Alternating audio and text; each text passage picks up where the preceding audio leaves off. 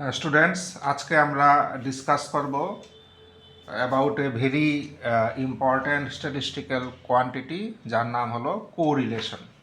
তো আজকে আমাদের আলোচনার টপিক হলো কোরিলেশন। তো আমরা প্রথমে বোঝার চেষ্টা করি যে হোয়াট ইজ কোরিলেশন। তার জন্য আমাদের বুঝতে হবে যে ইউনিভেরিয়েট অ্যান্ড বাইভেরিয়েট এই দুটো টার্ম আমাদের আগে বুঝতে হবে। ইউনিভেরিয়েট মানে যেখানে নাম শুনেই বোঝা যাচ্ছে যে যেখানে ভেরিয়েবলের সংখ্যা একটা, যেগুলো আমরা আগে অন্য মানে আগের ক্লাসগুলোতে আমরা অনেকবার পেয়েছি। Suppose marks of students in Bengali, তো বেঙ্গলির মার্কস কয়েকজন স্টুডেন্টে, তো এখানে একটাই ভেরিয়েবল আছে মার্কস অফ বেঙ্গলি, কাজে এটা হলো ইউনিভেরিয়েট। এবার আসি বাইভেরিয়েট। বাইভেরিয়েট মানে দুটো ভেরিয়েবল যেখানে connected. Suppose weight and height of students, একটা কলামে আছে ধরো ওয়েট আর একটা কলামে আছে হাইট। তাহলে দেখো আমরা এই দুটোর ডেটা পাচ্ছি। ওয়েট ধরো 45 কেজি, হাইট ধরো 4.7 ইঞ্চ, সরি 4.7 ফুট। তো এমনই ওয়েট ধরো 60, হাইট ধরো 5.2।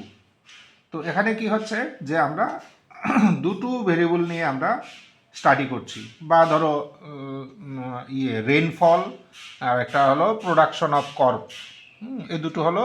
এখন এই ডিস্ট্রিবিউশনটা রেইনফল আর প্রোডাকশন অফ ক্রপ হলো বাইভেরিয়েট, কারণ এখানে দুটো ভেরিয়েবল নিয়ে আমরা স্টাডি করছি। বা ধরো marks of mathematics and marks of physics, এখানেও দুটো ভেরিয়েবল নিয়ে আমরা স্টাডি করছি।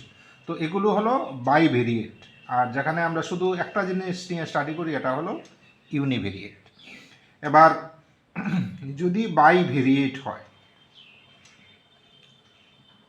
যদি বাইভেরিয়েট হয় সেক্ষেত্রে একটা খুব স্বাভাবিকভাবে প্রশ্ন মনে আসে যে এই দুটোর মধ্যে ওয়েট আর হাইটের মধ্যে কি কোনো সম্পর্ক আছে, না দে আর ইন্ডিপেন্ডেন্ট। যে মার্কস অফ ফিজিক্স আর মার্কস অফ ম্যাথমেটিক্সের মধ্যে কি কোনো সম্পর্ক আছে, যে বলা যায় কি যে ফিজিক্সে ভালো মার্কস পায় সে ম্যাথমেটিক্সেও ভালো মার্কস পায়। তো এর মানে এদের মধ্যে কি কোনো সম্পর্ক আছে? রেইনফল বা প্রোডাকশন অফ ক্রপ কোনো সম্পর্ক আছে কি? বৃষ্টিপাত ভালো হলে ক্রপের প্রোডাকশন ভালো হয়। তো আমাদের মানে স্বাভাবিক এটা একটা প্রশ্ন আমাদের মনে থাকে যে আমরা কিভাবে বুঝবো ওদের মধ্যে কোনো সম্পর্ক আছে বা সম্পর্ক নেই। ধরো আমি কমন সেন্সে বলছি, যেমন ওয়েট অ্যান্ড হাইটের মধ্যে একটা সম্পর্ক থাকার কথা, তাই না? যার হাইট বেশি তার ওয়েটটাও একটু বেশি থাকার কথা। বা যে যার রেইনফল ভালো হলে প্রোডাকশন অফ ক্রপও ভালো হওয়ার কথা থাকতে পারে। বা ধরো স্পিড অফ ট্রেন আর এজ অফ ড্রাইভার, খুব funny example, speed of train আর এজ অফ ড্রাইভার, এদের মধ্যে দেখো কমন সেন্স বলে যে খুব বেশি সম্পর্ক থাকার কথা না। একটা হলো ট্রেনের স্পিড আর একটা হলো ড্রাইভারের এজ। তো আমরা বুঝতে পারি যে কোথাও কোথাও একটু দুটোর মধ্যে সম্পর্ক একটু বেশি থাকবে, কোথাও কোথাও সম্পর্ক হয়তো থাকবে না। তো স্ট্যাটিস্টিক্স বা ম্যাথমেটিক্সে কম বা বেশি দিয়ে আমরা কিছু বলতে পারবো না। উই হ্যাভ টু কোয়ান্টিফাই, আমাদের বলতে হবে যে সম্পর্কটা কত বা সম্পর্ক কেমন এবং কত। তো এই ব্যাপারগুলোই আমরা স্টাডি করব কোরিলেশনে। কোরিলেশন স্টাডি করে আমরা বলতে পারবো যে আমরা যে বাইভেরিয়েট ডিস্ট্রিবিউশনটা নিয়েছি সেখানে এ দুটোর মধ্যে কোনো রিলেশন আছে কি না, এটা বলা যাবে। আচ্ছা, তো আমরা বুঝলাম যে কোরিলেশন চ্যাপ্টারে আমরা ঠিক কী করব। আচ্ছা, এবং আমরা সঙ্গে দেখলাম ইউনিভেরিয়েট অ্যান্ড বাইভেরিয়েট ডিস্ট্রিবিউশনের কয়েকটা এক্সাম্পল। এবার নেক্সট টার্ম হলো আমাদের বুঝতে হবে স্ক্যাটার ডায়াগ্রাম। স্ক্যাটার ডায়াগ্রাম, আচ্ছা, যেটা একটু আগে বললাম যে আমাদের কোরিলেশন যখন স্টাডি করব আমরা চেষ্টা করি বাইভেরিয়েট ডিস্ট্রিবিউশনের ক্ষেত্রে এই দুটোর মধ্যে কোনো সম্পর্ক আছে কি না।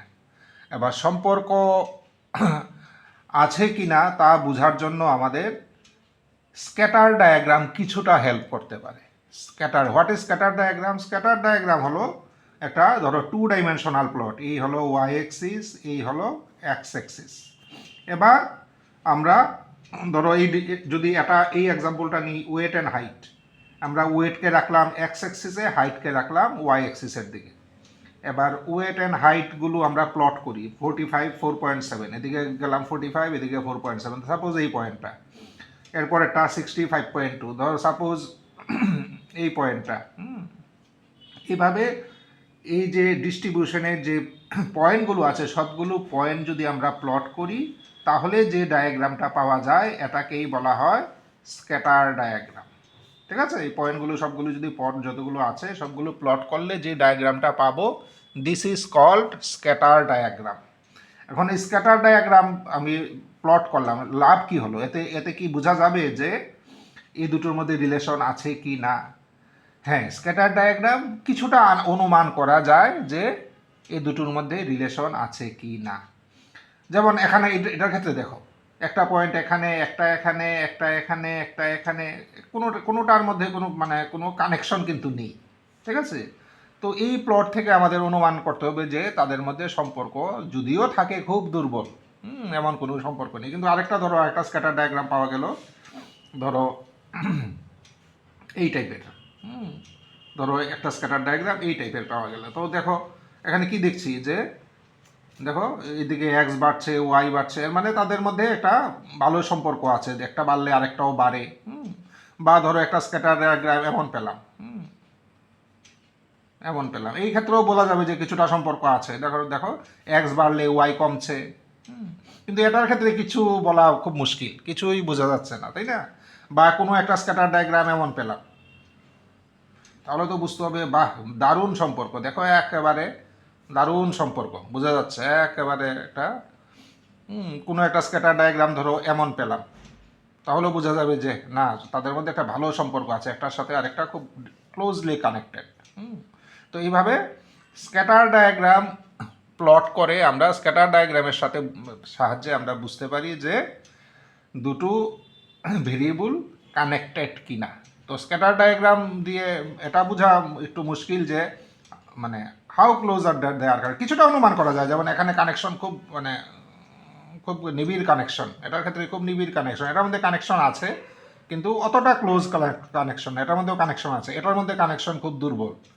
তো এই ধারণাগুলো আমরা স্ক্যাটার ডায়াগ্রাম থেকে পেতে পারি। আচ্ছা, তাহলে কোরিলেশন স্টাডি করার একটা মেথড হলো স্ক্যাটার ডায়াগ্রাম। নেক্সট আমরা সেকেন্ড মেথডে আসি, how to calculate the correlation কেমন আছে তা ক্যালকুলেশন করার সেকেন্ড মেথড হলো, এটার নাম হলো, আমরা একটা নাম্বার বের করি, এটার নাম হলো কোরিলেশন কোফিসিয়েন্ট। এই নাম্বারটা আমাদেরকে সাহায্য করবে এই দুটো ভেরিয়েবলের মধ্যে কেমন রিলেশন আছে তা বোঝার জন্য। তো আমরা এখন দেখব যে কোরিলেশন কোফিসিয়েন্ট কি এবং কোরিলেশন কোফিসিয়েন্ট আমরা কিভাবে বের করতে পারি। আচ্ছা, কোরিলেশন কোফিসিয়েন্ট কনসেপ্টটা দিয়েছিলেন একজন বিখ্যাত স্ট্যাটিস্টিশিয়ান, ওনার নাম হলো কার্ল পিয়ারসন। এই নামটা মনে রাখার চেষ্টা করবে, কার্ল পিয়ারসন। উনি কোরিলেশনের কনসেপ্টটা এনেছিলেন এবং আজকের দিনে কোরিলেশন স্টাডি করতে গেলে এই কোরিলেশন কোফিসিয়েন্ট খুব ইউজফুল। তো হোয়াট ইজ কোরিলেশন কোফিসিয়েন্ট? এবার কোরিলেশন কোফিসিয়েন্টের যে নোটেশন, এটা আরও লেখা হয় কোনো বইয়ে রো লেখা হয়। এই দুটোর মধ্যে যে কোনো একটা তোমরা ইউজ করতে পারো as a notation for correlation coefficient. এবার how to define the correlation coefficient? Correlation কোফিসিয়েন্টের ডেফিনেশন হলো যে ধরো হাইটটা হলো এক্স, ওয়েটটা হলো এক্স, হাইটটা হলো Y, then the correlation coefficient between height and weight বা correlation coefficient between X and Y, তার ডেফিনেশন হলো, এজ এ ফর্মুলা তোমরা মনে রাখার চেষ্টা করবে, covariance X Y by standard deviation of X into standard deviation of Y. এই হলো কোরিলেশন কোফিসিয়েন্টের definition. Correlation coefficient between x and y is defined as, উপরে হলো কোভেরিয়েন্স এক্স ওয়াই, নিচে হলো standard deviation of X into standard deviation of Y. এবার এই টার্মগুলো আমার ভালো করে বুঝতে হবে, what is covariance, what is standard deviation. এটাকে স্ট্যান্ডার্ড ডেভিয়েশন অলরেডি আমরা জানি, standard deviation is the positive square root of variance. বা ভেরিয়েন্স কি, ভেরিয়েন্স দেখো আগের ক্লাসগুলোতে ডিসকাশন হয়েছে, এগুলো তোমরা জানো, যদি মনে না থাকে আগের ক্লাসগুলো একটু দেখে নাও। আচ্ছা, এবার কোভেরিয়েন্স কি? Covariance X Y, covariance X Y, কোভেরিয়েন্সের ডেফিনেশন হলো 1/n summation xi minus X bar into Y minus Y bar. এই হলো কোভেরিয়েন্সের definition, 1/n summation xi minus X bar into Y minus Y bar. এটাকে আমরা যদি একটু সিম্পলিফাই করি, এটাকে এভাবেও লেখা যায় যে covariance X Y equal to 1/n summation xi Y minus X bar Y bar. তো তোমাদের যেটা সুবিধা এটা ইউজ করবে, এটা একই, এটা থেকে যদি 2-3 স্টেপ অ্যালজাবরা করি তাহলে এটা আসবে। তো it is defined as covariance X Y. ঠিক আছে, তো এটা থেকে এটা কিভাবে আসতে হয় আমি আর এখানে দেখাচ্ছি না, তোমরা জাস্ট এই মাল্টিপ্লিকেশনটা করবে, পরে আরও দু স্টেপ করো, তারপরে এটা চলে আসবে, ভেরি ইজি। এখানে একটা জিনিস দেখিয়ে রাখি, ইন্টারেস্টিং জিনিস। ধরো কোভেরিয়েন্স এক্স এক্স কত হবে? কোভেরিয়েন্স এক্স এক্স এর মানে 1/n summation xi minus X bar, এখানে ওয়াই এর জায়গায় এক্স ইউজ হচ্ছে, তো এর মানে ওয়াই এর জায়গায় এখানেও আমরা ওয়াই এর জায়গায় এই যে xi মাইনাস এক্স বার, আমরা মানে এখানে দুটোই সমান, ওয়াই আর নেই, দুটোই এক্স এক্স, তাহলে এখানেও আসবে। তো 1/n summation xi minus X bar into xi minus X bar মানে xi minus X bar whole square. এবার এই জিনিসটা কিন্তু তোমাদের কাছে পরিচিত, এটা কি, this is variance of X, this is variance of X, কাজেই কোভেরিয়েন্স এক্স এক্স হলো ভেরিয়েন্স অফ এক্স। তো যাই হোক, এটা এখানে দরকার পড়ছে না, আমি জাস্ট এটা কোভেরিয়েন্সের সাথে কানেকশন আছে বলে আমি দেখালাম। তো আমরা কোভেরিয়েন্স বুঝলাম, এবং কোভেরিয়েন্স কিভাবে ক্যালকুলেশন করে তাও ফর্মুলা দেখলাম, দুটো ফর্মুলা দেখলাম, you can use any one. আচ্ছা, standard deviation of X already জানি আমরা, আমি খুব ডিটেলসে ডিসকাশন করছি না। স্ট্যান্ডার্ড ডেভিয়েশন অফ এক্সকে লেখা যায় 1/n summation xi minus X bar whole square তার স্কোয়ার রুট, বা 1/n summation xi square minus X bar square, এই দুটো একই জিনিস। এই হলো standard deviation of X. Similarly we can define standard deviation of Y. কাজেই এখানে যা যা জিনিস লাগে সবগুলোর ফর্মুলা কিন্তু আমরা জানি, স্ট্যান্ডার্ড ডেভিয়েশন আগেই জানি, এখন আমরা শিখলাম কোভেরিয়েন্স। কাজেই now we are in a position to calculate the correlation coefficient. তাহলে কোরিলেশন কোফিসিয়েন্ট কি আমরা দেখলাম, ডেফিনেশন দেখলাম, কিভাবে ক্যালকুলেশন করে ফর্মুলা দেখলাম। এখানে আরেকটা জিনিস বলে রাখা প্রয়োজন, যে কোরিলেশন কোফিসিয়েন্ট কি করে, দুটো ভেরিয়েবলের মধ্যে রিলেশন আছে কিনা এটা আমাদের মানে এই ডিসিশনে পৌঁছাতে আমাদের সাহায্য করে। তো আমরা কি করে কোরিলেশন কোফিসিয়েন্ট বের হলো, তো কোরিলেশন কোফিসিয়েন্ট দেখে কি করে বুঝবো দে আর কানেক্টেড অর নট। ঠিক আছে, এই প্রসঙ্গে বলি যে কোরিলেশন কোফিসিয়েন্ট যদি আমরা বের করি, দেখব যে কোরিলেশন কোফিসিয়েন্টের ভ্যালু সব সময় এই দুটো নাম্বারের ভিতরে থাকবে, -1 থেকে 1 এর ভিতরে সব সময় থাকবে। যদি না থাকে বুঝবে আমাদের ক্যালকুলেশনে কোথাও ভুল আছে। সব সময় কোরিলেশন কোফিসিয়েন্ট ভ্যালু এই দুটো নাম্বারের ভিতরে থাকবে। এবার যদি দেখা যায় কোরিলেশন কোফিসিয়েন্টের ভ্যালু 1 বা 1 এর খুব কাছে, তখন আমরা বুঝবো এই দুটো ভেরিয়েবল খুব closely related. Not only closely related, একটা যদি বাড়ে, এক্স যদি বাড়ে তাহলে ওয়াইও বাড়বে, বা এক্স যদি কমে ওয়াইও কমবে, and they are very closely related যদি 1 বা 1 এর খুব কাছে থাকে। সেইভাবে যদি -1 বা -1 এর যদি খুব কাছে থাকে, তখনও আমরা বুঝবো দে আর ভেরি ক্লোজলি রিলেটেড, কিন্তু সেক্ষেত্রে একটা বাড়লে আরেকটা কমবে, বা একটা কমলে আরেকটা বাড়বে। তো এক্ষেত্রে এগুলোকে বলা হয়, এটাকে বলা, যেমন এটার ক্ষেত্রে যদি একটা বাড়লে আরেকটা বাড়ে বা একটা কমলে আরেকটা কমে, সেক্ষেত্রে বলা হয় they are positively correlated. In both case কিন্তু কোরিলেটেড, এমন মানে সম্পর্ক আছে, কিন্তু যদি দেখা যায় একটা বাড়লে আর একটা বাড়ে বা একটা কমলে আর একটা কমে তাহলে পজিটিভলি কোরিলেটেড, আর উল্টোটা হলে একটা বাড়লে আর একটা কমলো বা একটা কমলে আর একটা বাড়লো তখন বলা হয় নেগেটিভলি কোরিলেটেড। তাহলে আমরা কিভাবে বুঝবো তাদের মধ্যে সম্পর্ক কেমন? যদি ওয়ান বা ওয়ানের খুব কাছে থাকে তখন আমরা বুঝবো যে they are closely related in the positive direction, মানে একটা বাড়লে আর একটা বাড়ছে বা কমলে কমছে। আর যদি -1 থাকে বা -1-এর খুব কাছে থাকে তাহলে বুঝবো দে আর নেগেটিভলি কোরিলেটেড। তাহলে কখন বুঝবো যে দে আর তার মধ্যে কোরিলেশন কম বা কোরিলেশন নেই? যেমন একটা এক্সাম্পল বললাম, age of driver and speed of train. তো আমার কমন সেন্স বলে খুব বেশি মানে সম্পর্ক থাকার কথা না। তো এটা স্টাডি করে কীভাবে বুঝবো? যখন আর এর ভ্যালু জিরোর কাছাকাছি থাকবে, জিরো বা জিরোর কাছাকাছি থাকবে, ধরো 0.1, তখন বুঝবো যে তাদের মধ্যে কোরিলেশন একেবারেই নেই, খুব কম। ঠিক আছে, কাজেই এইভাবে কোরিলেশন কোফিসিয়েন্টকে স্টাডি করে আমরা বলতে পারি যে এই দুটো variable how closely they are related. যদি +1 এক্স্যাক্টলি +1 আসে তখন বলা হয় যে কোরিলেশনটাকে বলা হয় পারফেক্ট কোরিলেশন। আর যদি এক্স্যাক্টলি -1 আসে তখনও বলা হয় পারফেক্ট অ্যান্ড নেগেটিভ, আর এটার ক্ষেত্রে বলা হয় পারফেক্ট অ্যান্ড পজিটিভ। ঠিক আছে, তাহলে এইভাবে কোরিলেশন কোফিসিয়েন্টকে দেখে আমরা, এর ভ্যালুটা দেখে আমরা ডিসিশনে পৌঁছাতে পারবো how closely they are related. আচ্ছা, তো এই গেল আমার কোরিলেশন নিয়ে একটা প্রিলিমিনারি কনসেপ্ট। আচ্ছা, নেক্সট আমাদের একটু ডিটেলসে আমরা যাই। এখন হলো যে আমরা কোরিলেশন কোফিসিয়েন্টের এই পেলাম আমরা কোরিলেশন কোফিসিয়েন্টের formula, covariance XY by standard deviation of X and standard deviation of Y।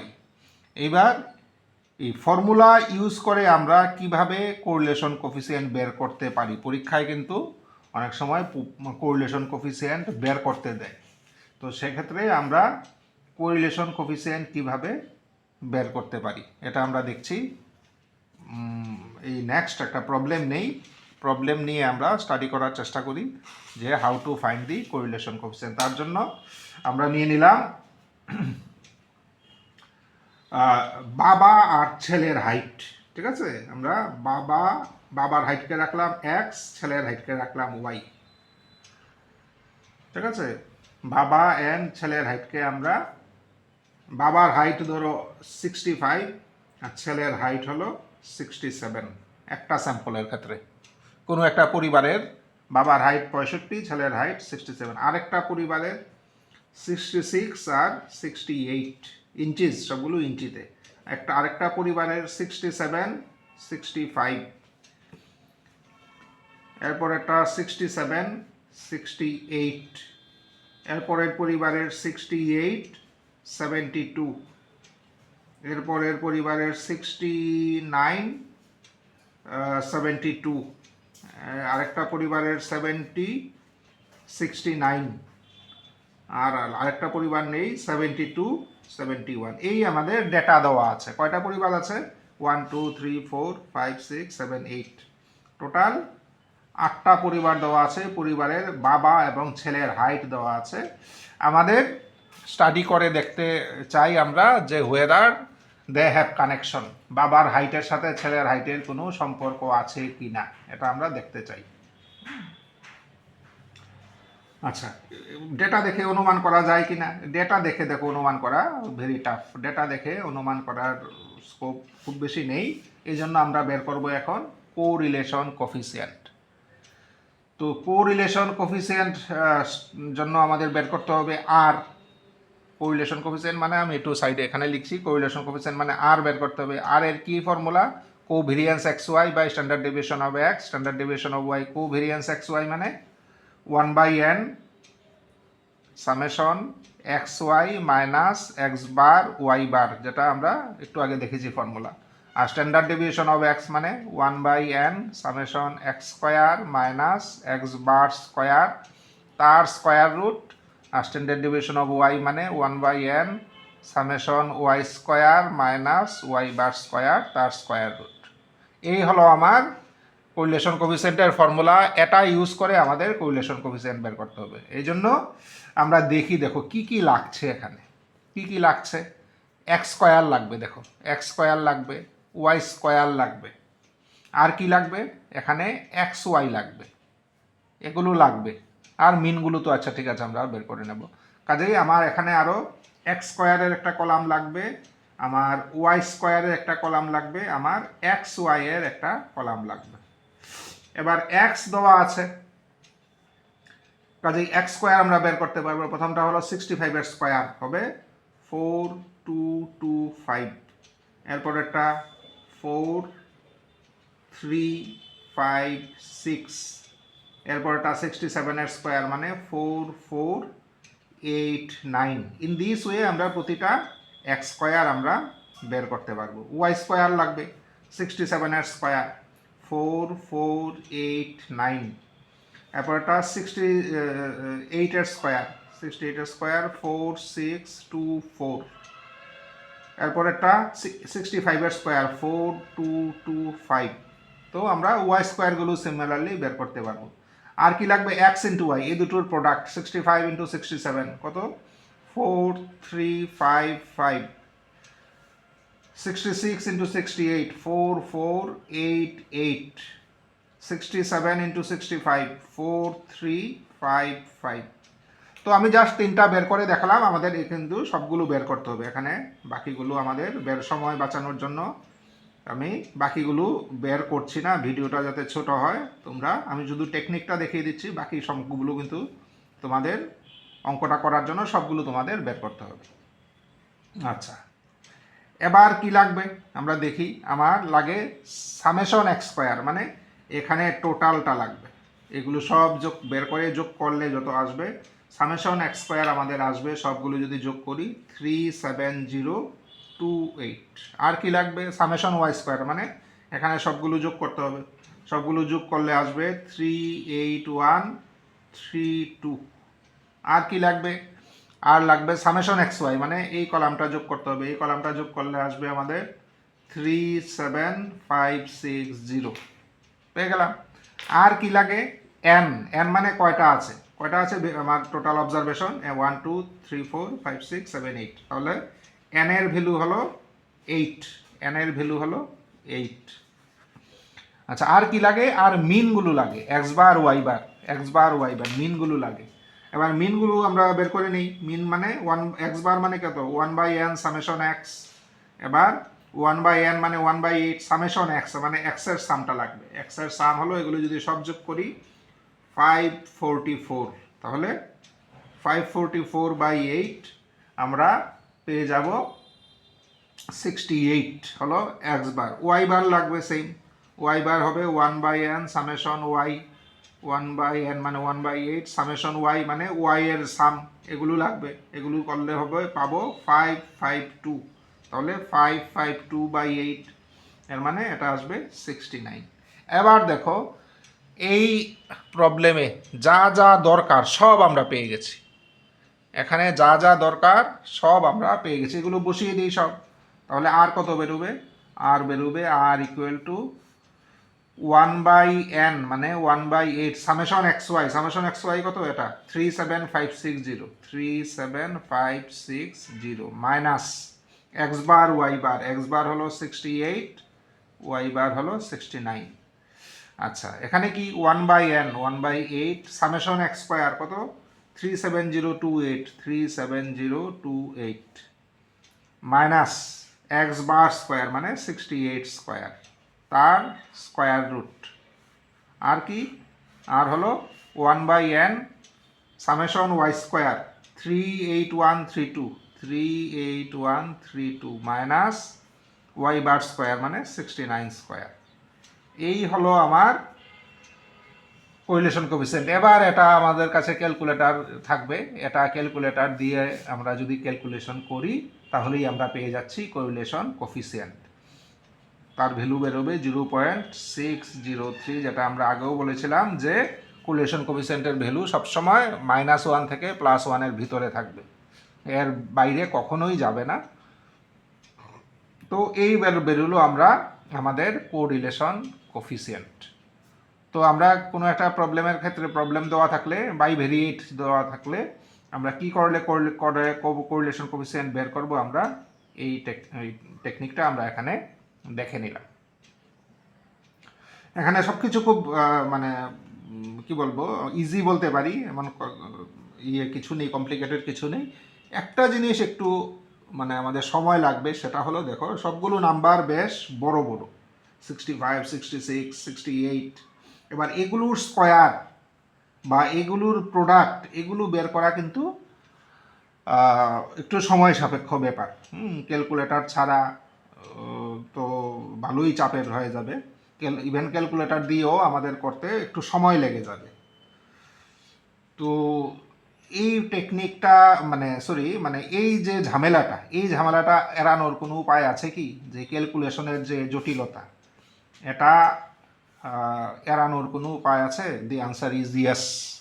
ক্যালকুলেশনটা যদি আমরা চাই, যদি মানে প্রয়োজন মনে করি, তাহলে ক্যালকুলেশনটা ছোট করারও একটা উপায় আছে। তার আগে আমাদের বুঝতে হবে যে change of origin and scale, তার এফেক্ট কোরিলেশন কোফিসিয়েন্টে কি।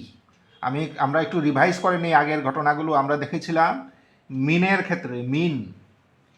ক্ষেত্রে চেঞ্জ অফ অরিজিন আর চেঞ্জ অফ স্কেল দুটোই আমরা স্টাডি করেছিলাম। আমরা দেখেছিলাম মিনের ক্ষেত্রে অরিজিন চেঞ্জ হয়, স্কেল চেঞ্জ হলেও চেঞ্জ হয়। আমরা ভেরিয়েন্স স্টাডি করেছিলাম, ভেরিয়েন্সে আমরা দেখেছি স্কেল চেঞ্জ হলে ভেরিয়েন্স চেঞ্জ হয়, অরিজিন চেঞ্জ হলে ভেরিয়েন্সের কোনো চেঞ্জ হয় না। এবার আমরা দেখছি কোরিলেশন কোফিসিয়েন্ট। এবার কোরিলেশন কোফিসিয়েন্টের ক্ষেত্রে আমরা কি দেখব? খুব ইন্টারেস্টিংলি কোরিলেশন কোফিসিয়েন্টের ক্ষেত্রে আমরা দেখব অরিজিন চেঞ্জ হলেও কোরিলেশন কোফিসিয়েন্টের চেঞ্জ হয় না, স্কেল চেঞ্জ হলেও কোরিলেশন কোফিসিয়েন্টের কোনো চেঞ্জ হয় না। ঠিক আছে? Now what is change of origin and scale, একটু মনে করার চেষ্টা করি আমরা। Change of origin and scale হলো, ধরো এক্স আছে, ঠিক আছে, আমরা আগেও ডিসকাশন করেছি। এবার এক্স থেকে কিছু একটা বিয়োগ করলাম, কিছু একটা দিয়ে ভাগ করলাম, তাহলে নতুন একটা ভেরিয়েবল পেলাম, ধরো ইউ। তো এক্সকে যোগ বা বিয়োগ করা এটাকে বলা হয় অরিজিন চেঞ্জ, আর গুণ বা ভাগ করাকে বলা হয় স্কেল চেঞ্জ। তো এক্সকে আমরা অরিজিনও চেঞ্জ করলাম, স্কেলও চেঞ্জ করলাম, করে আমরা নতুন ভেরিয়েবল পেয়েছি ইউ। কেউ যদি বলে না আমি অরিজিন চেঞ্জ করব না, শুধু স্কেল চেঞ্জ করব, তাহলে এটা হলো স্কেল চেঞ্জ। কেউ যদি বলে আমি স্কেল চেঞ্জ করব না, শুধু অরিজিন চেঞ্জ করব, তাহলে এটা হলো শুধু অরিজিন চেঞ্জ। তো এটা হলো যে স্কেল, এখানে বোথ আছে, অরিজিন অ্যান্ড স্কেল দুটোই চেঞ্জ করা হয়েছে। এখন এগুলো হলো আমাদের মানে প্রয়োজন মতো, যদি দরকার পড়ে, যদি দেখি অরিজিন স্কেল চেঞ্জ করলে ক্যালকুলেশনটা ছোট হয়ে যাবে, তাহলে আমরা এগুলো সাহায্য নিয়ে অঙ্কটা করতে পারি। তো কোরিলেশন কোফিসিয়েন্টের ক্ষেত্রে ইন্টারেস্টিং ব্যাপার হলো, যদি আমরা এভাবে কোয়ান্টিটিগুলোকে যদি ছোট করে নিই, তাহলে কোরিলেশন কোফিসিয়েন্টের কোনো এফেক্ট নেই, কিন্তু এই ছোটোগুলোর ক্ষেত্রে যে কোরিলেশন কোফিসিয়েন্ট হবে, মেইনটার ক্ষেত্রেও কোরিলেশন কোফিসিয়েন্ট সেম হবে, কারণ কোরিলেশন কোফিসিয়েন্টে অরিজিন আর স্কেলের কোনো এফেক্ট নেই। তো এটা তো মুখে বললে হবে না, তো তার জন্য চাই প্রমাণ। তো কাজেই this is a very important result বা ইম্পর্ট্যান্ট থিওরেম। এই থিওরেমের বক্তব্য কি? বক্তব্য হলো কোরিলেশন কোফিসিয়েন্ট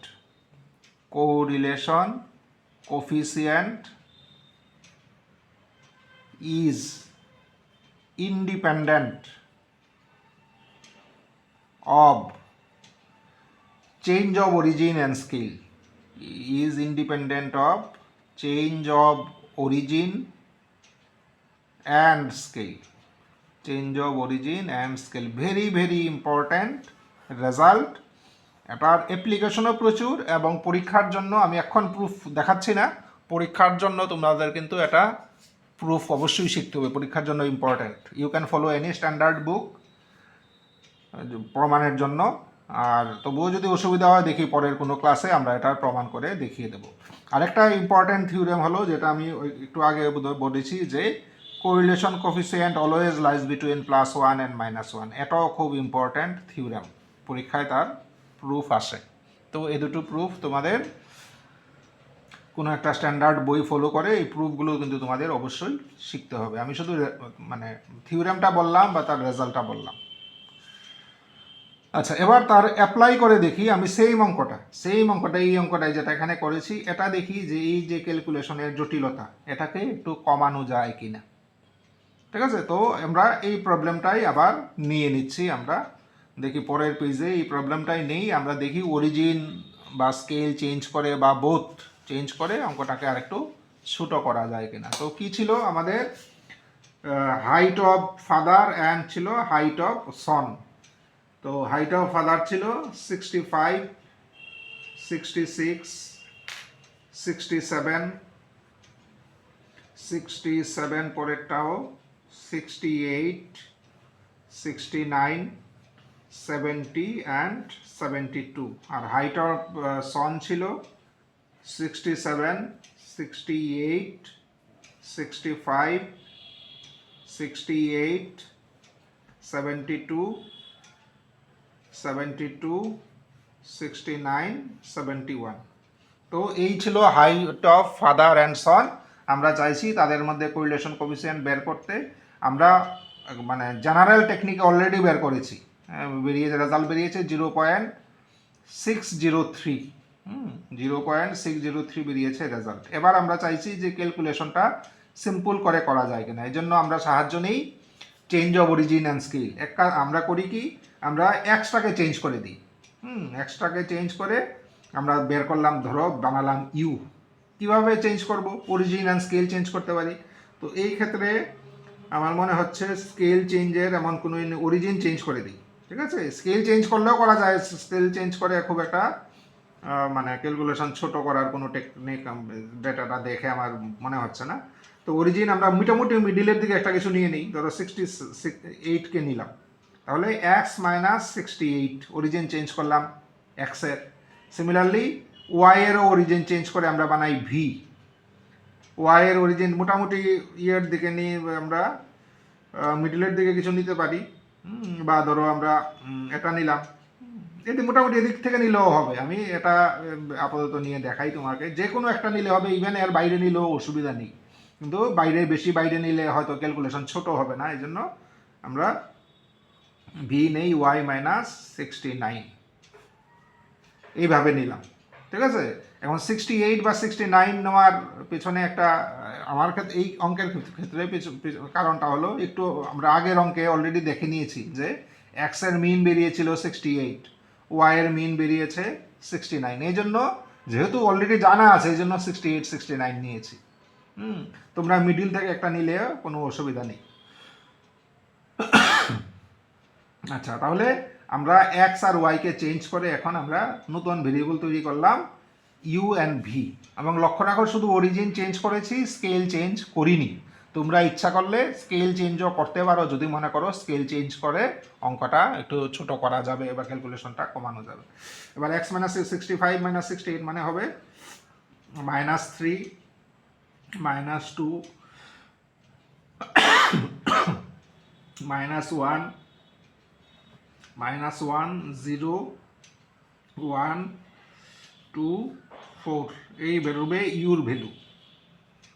ভি এর ভ্যালু বেরোবে -2, -1, -4, -1, 3, 3, 0, 2। তাহলে এক্স আর ওয়াইকে চেঞ্জ করে আমরা চলে এলাম ইউ অ্যান্ড ভিতে। এবার আমরা করব কি, এক্স অ্যান্ড ওয়াই ভুলে যাব, আমরা বের করব ইউ অ্যান্ড ভি এর কোরিলেশন কোফিসিয়েন্ট। এবার ইউ আর ভি এর কোরিলেশন কোফিসিয়েন্ট কত হবে, ফর্মুলা জানা আছে আমাদের। উপরে হলো কোভেরিয়েন্স ইউ ভি, আর নিচে standard deviation U into standard deviation V. এবার কোভেরিয়েন্স ইউ ভি মানে 1/n summation U V minus U bar V bar, standard formula. Standard deviation U মানে 1/n summation U square minus U bar square তার root, আর standard deviation V মানে 1/n summation V square minus V bar square তার root. এবার কি কি লাগে, আমার ইউ স্কোয়ারের সাম লাগবে, ভি স্কোয়ারের সাম লাগবে, ইউ ভি এর সাম লাগবে। কাজেই এদিকে আমরা ইউ স্কোয়ার বের করে নিই, এরপরেরটাতে ভি স্কোয়ার বের করে নিই, এরপরেরটাতে আমরা ইউ ভি বের করে নিই। এই তিনটা কলাম আমার কাজে লাগবে। ইউ স্কোয়ার, এবার দেখো ইউ স্কোয়ার বের করা কত সোজা। আগে আমরা করেছিলাম 65 স্কোয়ার, এবার করতে হবে -3 স্কোয়ার মানে 9, 4 1 1 0, এরপরে 1, এরপরে 4, এরপরে 16। তোমরা পরীক্ষার সময় লক্ষ্য রাখবে যাতে একই লাইনে সবগুলো আসে। আমার হয়তো লিখতে গিয়ে একটু হচ্ছে, এটা লক্ষ্য রাখবে। সিমিলারলি ভি স্কোয়ার এবার খুব আগে করেছিলাম 67 স্কোয়ার, এবার করতে হবে -2 স্কোয়ার মানে 4 1 16 1 9 9 0 4। আর লাগবে ইউভি, আগে করতে হয়েছিল XY মানে 65 × 67, এবার করতে হবে ইউভি -3 × -2। দেখো কতটা সোজা হয়ে গেল, 6 2 4 1 0 3 0 8।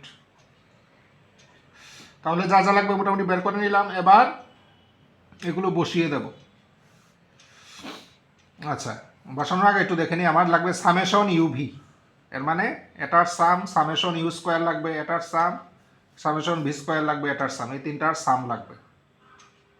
সামেশন ইউ স্কোয়ার এগুলো যদি যোগ করি আসবে 36, এগুলো যোগ করলে আসবে 44, আর এগুলো যদি যোগ করি আসবে 24। তাহলে 1/n, n কয়টা, n বোধ হয় 1 2 3 4 5 6 7 8, n হলো 8, তাহলে 1/8 সামেশন ইউ ভি মানে 24 মাইনাস ইউ বার লাগবে।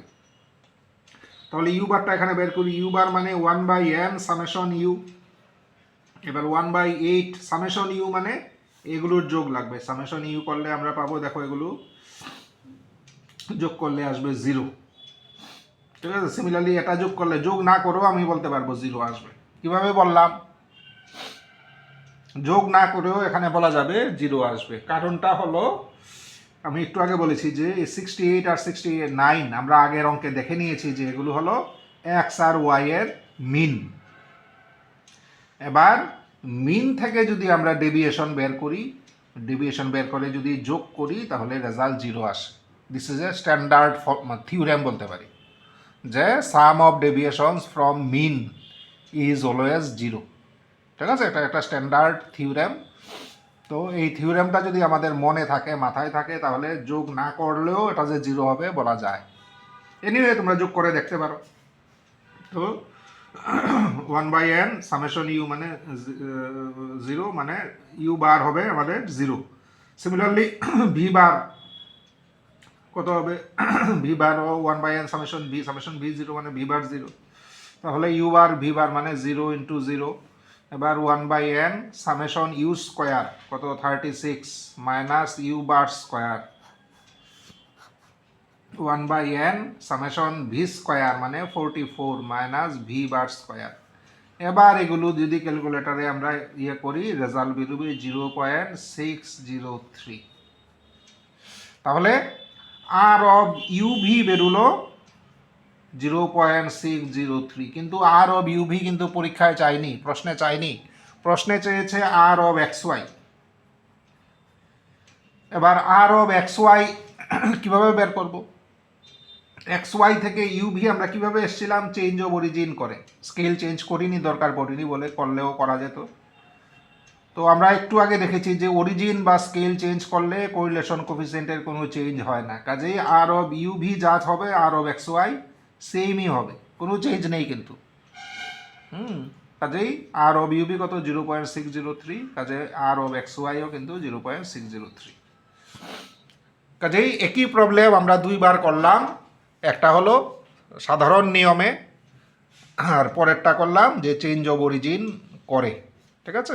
এক্স অ্যান্ড ওয়াই দুটোরই অরিজিন চেঞ্জ করে আমরা অঙ্কটা করলাম। তো করে আমরা দেখলাম স্বাভাবিকভাবেই যে আগে মানে চেঞ্জ অফ অরিজিন করলে বা স্কেল চেঞ্জ করলে কোনো রেজাল্টের কোনো চেঞ্জ হয় না, এবং তার প্র্যাকটিক্যালিও আমরা দেখে নিলাম ইন বোথ কেস রেজাল্টস আর সেম। আনুষঙ্গিকভাবে বলে রাখি যে কেউ যদি মনে করে আমি শুধু এক্স এর অরিজিনটা চেঞ্জ করব বা স্কেল চেঞ্জ করব, ভিটা এমনিতেই ছোটো আছে, হ্যাঁ, বা ওয়াইটা এমনিতেই ছোটো আছে, আর অরিজিন চেঞ্জ না করলেও চলবে, দেন শুধু তোমরা এক্সের চেঞ্জ করতে পারো, কোনো অসুবিধা নেই। দুটোরই চেঞ্জ করতে হবে এমন ইয়ে নেই। তোমরা যদি প্রয়োজন মনে করো একটার অরিজিন চেঞ্জ করব, একটার স্কেল চেঞ্জ করব, বা একটার দুটোই চেঞ্জ করব, করতেই পারো, এতে কোনো বাধা নেই। তো এই গেল কোরিলেশন কোফিসিয়েন্টের প্রবলেমগুলো আমরা কি করে সলভ করব। তো এই প্রবলেমটা যদি ভালো করে বুঝে তোমরা করতে পারো, দেন এই টাইপের যে কোনো প্রবলেম কিন্তু তোমরা সলভ করতে পারবে। কাজে এটাই তোমরা একবার দুবার তিনবার দেখো, এরপরে যে কোনো প্রবলেম এই নিয়মে তোমরা অবশ্যই সলভ করতে পারবে। আচ্ছা, নেক্সট আমরা যাই যে একটা ইম্পর্টেন্ট রেজাল্ট। কি রেজাল্ট? রেজাল্ট হলো একটা যে দুইটা ইন্ডিপেন্ডেন্ট ভেরিয়েবল, কোনো সম্পর্ক নেই, দুটা ইন্ডিপেন্ডেন্ট ভেরিয়েবল, তারা কি কোরিলেটেড হবে। কমন সেন্স দেখো, দুটো আমরা বলছি ইন্ডিপেন্ডেন্ট, স্বাধীন। স্বাধীন মানে কি একটার সাথে আর একটা সম্পর্ক নেই। তো সম্পর্ক যদি না থাকে তাহলে রিলেটেড হওয়ার কথা না। এর মানে টু ইন্ডিপেন্ডেন্ট ভেরিয়েবলস আর আনকোরিলেটেড, তারা কোরিলেটেড না। Two independent variables R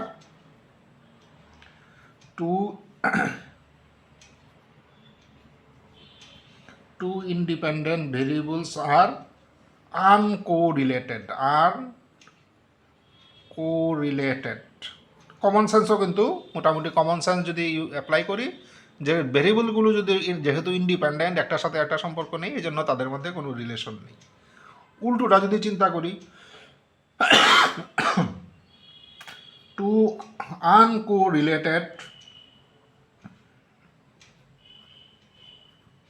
variables are independent, variables are independent।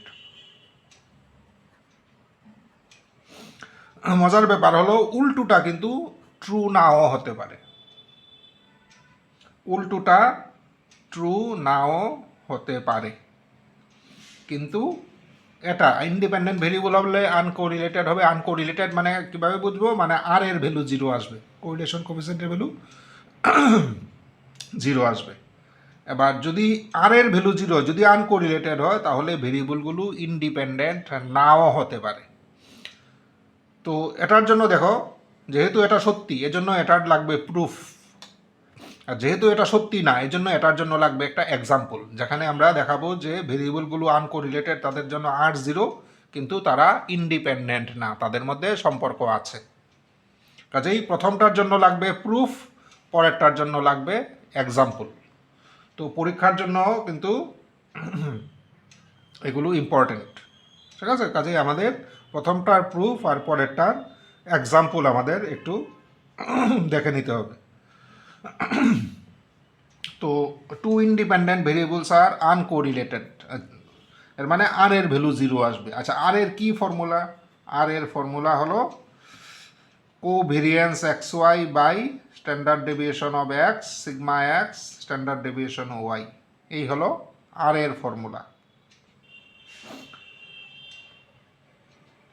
এবার যদি দুটা ভেরিয়েবল ইন্ডিপেন্ডেন্ট হয়, দুইটা ভেরিয়েবল যদি ইন্ডিপেন্ডেন্ট হয়, তাহলে কোভেরিয়েন্সের ভ্যালু হয় জিরো।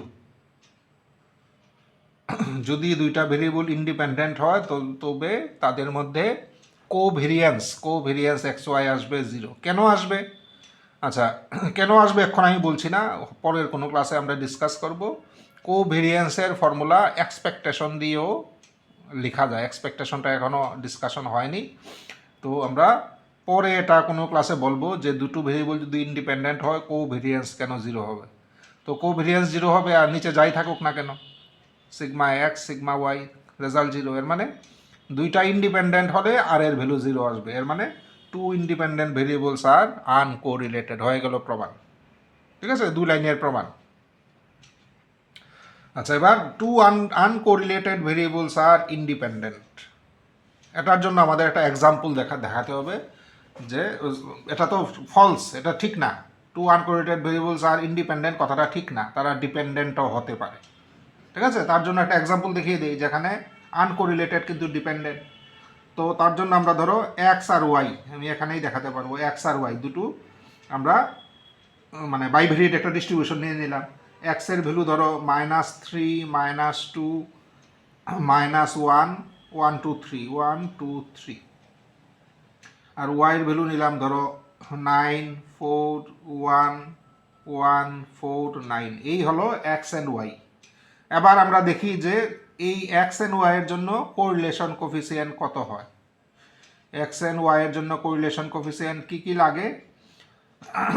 এক্স অ্যান্ড ওয়াই এর কোরিলেশন কোফিসিয়েন্ট বের করতে লাগবে 1/n summation X Y minus X bar Y bar by কত standard deviation of X into standard deviation of Y. তাহলে এক্স ইন্টু ওয়াই জিনিসটা কাজে লাগবে। এক্স ইন্টু ওয়াই বের করে ফেলি কোথাও, এখানে এক্স ইন্টু ওয়াই বের করি, তাহলে 9 ইন্টু 3 মানে -27 -8 -1 1 8 27। এক্স ইন্টু ওয়াই বের করে ফেলাম। কী লাগবে? সামেশন এক্স ওয়াই, মানে এগুলোর যোগ। এগুলো যদি যোগ করি টোটালটা কত পাবো? টোটাল হলো 0। দেখো টোটাল 0। আচ্ছা, তাহলে 1/n মানে কয়টা আছে? 1 2 3 4 1/6 সামেশন এক্স ওয়াই হলো 0 মাইনাস এক্স বার। এক্স বার মানে এক্সগুলোর যোগ বাই 6। এক্সগুলো যোগ করলে কত আসবে? দেখো 0 আসছে। ঠিক আছে, ওয়াই বার কত না বের করলেও চলবে, কারণ এক্স বারটা 0, এর মানে এখানে যাই থাকুক না কেন রেজাল্ট 0। নিচে থাক সিগমা এক্স সিগমা ওয়াই। এবার 0 - 0 মানে আলটিমেটলি আর এর ভ্যালু 0। এর মানে এখানে এই দুইটা ভেরিয়েবল আনকোরিলেটেড, আর এর ভ্যালু যেহেতু 0। এবার দেখি তারা ইন্ডিপেন্ডেন্ট কি। তারা দেখো একটু লক্ষ্য করলে বুঝবে তারা কিন্তু ডিপেন্ডেন্ট। কেন ডিপেন্ডেন্ট? দেখো এক্সকে স্কোয়ার করলেই ওয়াই পাওয়া যায়। -3 এর স্কোয়ার 9, -2 এর স্কোয়ার 4, 1 -1 স্কোয়ার 1। এক্সকে যদি স্কোয়ার করি তাহলে ওয়াই পাওয়া যায়। এর মানে তারা ইন্ডিপেন্ডেন্ট না, একটার উপরে আরেকটা dependent. X square equal to Y, তারা কিন্তু ডিপেন্ডেন্ট। কাজেই এখানে পেলাম এমন একটা এক্সাম্পল যেখানে ভেরিয়েবলগুলো আনকোরিলেটেড কিন্তু তারা ডিপেন্ডেন্ট। কাজেই পরেরটারও আমরা কিন্তু এক্সাম্পল দিয়ে ফেলাম। এখানে একটা কথা বলি যে এক্সাম্পলটা যদি মনে না থাকে পরীক্ষা হলে তৈরি করে লেখাটা কিন্তু একটু চাপের। কাজেই চেষ্টা করবে এই ধরনের এক্সাম্পলকে বুঝবে তো অবশ্যই, এরপরেও মেমোরিতে রাখা, কারণ পরীক্ষা হলে যদি তৈরি করে লিখতে হয় then it will take much time. তোমার অঙ্ক করা মানে অন্যান্য অঙ্ক করার হয়তো সময় চলে যেতে পারে, এই জন্য মেমোরাইজ করার চেষ্টা করবে। তো এই মোটামুটি গেল রিগার্ডিং কোরিলেশন কোফিসিয়েন্ট। তো এখানে আরও অনেক কথাবার্তা আছে যেগুলো আমরা পরের ক্লাসে আমরা কোরিলেশন কোফিসিয়েন্ট নিয়ে আরেকটু ডিটেলসে স্টাডি করব।